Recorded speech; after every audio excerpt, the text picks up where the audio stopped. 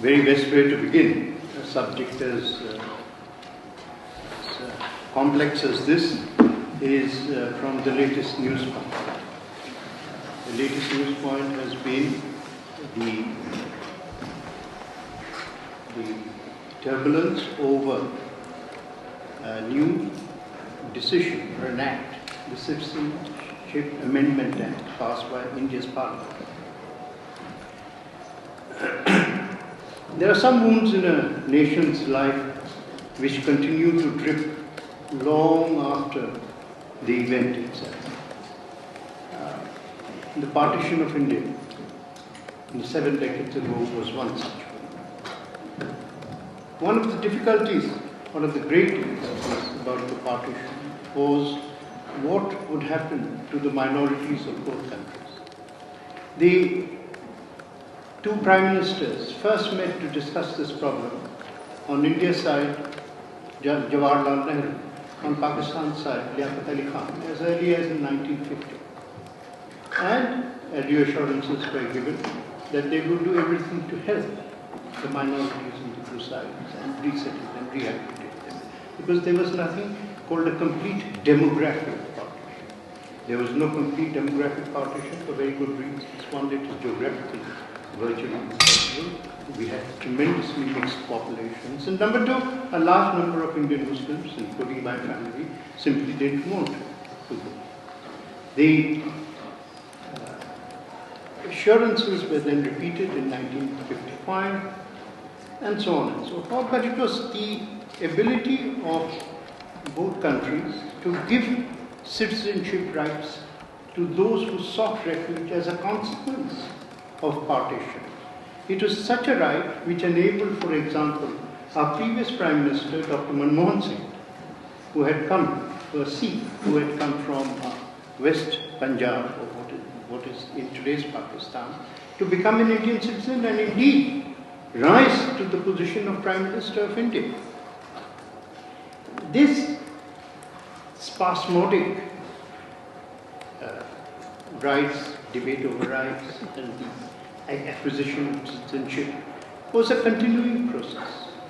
The present government decided that there should come a time when a cumulative reality which had been built in was converted into a de facto reality, since there were a large number of homes and families and people who had become virtually stateless.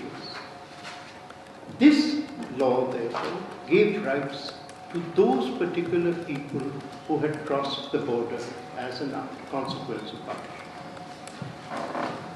You must remember that there was never any debate about giving this right. Previous governments had given this right to previous claimants, and indeed, nobody ever thought of this as a controversy. As I said, Dr. Manmohan Singh himself had been one of the politicians. At no point, because of this law, was an Indian Muslim, I repeat, I am an Indian Muslim, ever denied his rights living in India. There was no reduction in his existing rights as a citizen and as an equal citizen. There was a slight difference, not a slight, sorry, a major difference between the experience of minorities in India and minorities in Pakistan, because in India we had a constitution as early as 1950. And the constitution was a secular constitution which gave equality, freedom and equal rights to everybody irrespective of religion. We are all equal in India. And indeed, if you want to see the equality of India, those of you who have been to India and those who I am going to eagerly suggest that you go to India as soon as possible. Very few places better for a holiday. One of the things that you should go when you reach Delhi is not just see the avenues and the monuments, but go and see living India. Go to Old Delhi. And you may go there at 4 in the morning, go at 4:30 in the morning, and you will find something marvelous. You'll find that every day, every morning begins with the azan from the old mosque. And it is followed closely by the bells of the Hanuman temple, followed closely by the recitation of the Gurdwara, which is all of them within the vicinity of Cheetah, and in Sundays by the peal of church bells from St. Stephen's Church. Nobody created it. It is part of the evolutional, civilizational harmony that has always been the most important part of our country. And therefore, there has never been a question of any person's rights being taken away or diminished or altered in any way, certainly not the 200 million Indian Muslims still living there. The problems that arose, you must remember that this was put in the manifesto of the party, that this would happen. Not during the whole election campaign, no one from the Congress party or any opposition party ever raised this as an issue.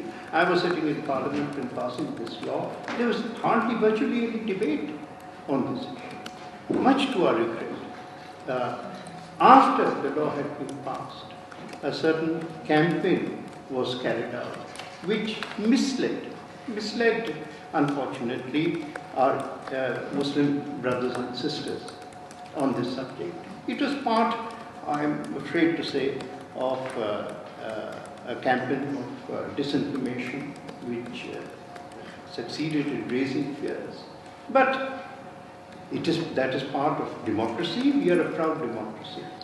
We engage, we talk to our Muslim brothers and sisters, say that their fears are completely unfounded. There has been a touch of, in recent days, an explosion of 2 days, a day of violence, which was there in all the newspapers. But those of you who have read about it, may I please tell you that behind the regrettable, unfortunate, all violence, all anger is unacceptable, totally unacceptable. But the manner in which it was calmed down, it was brought under control. But I think even in the midst of this misfortune, you saw, those of you who have eyes can go and see, even here we saw marvelous instances of the two communities, Hindus and Muslims, helping each other, giving shelter, giving protection, reaching out to each other, ordinary reaching out to each other. That is our India. That is the India which we are so proud of. We are not a theocratic nation, unlike a particular neighbor. We don't go into any ism. Our only ism is democracy and equality and the fraternity of others. And as Gandhi, Mahatma Gandhi, the father of our nation, so in every respect, we are in the midst of celebrating 150th year of his birth. But Gandhiji, what he said remains true, that Hindus and Muslims are one. God has made them one, and man cannot drive them apart. That is our philosophy. That is the truth of our India. And I know that very surreptitiously the chair is slowly moving towards me, to telling me that he has certainly had enough of my intervention. I don't know about you, but I'll leave it for the moment at that. Any questions later, we shall take them. Thank you.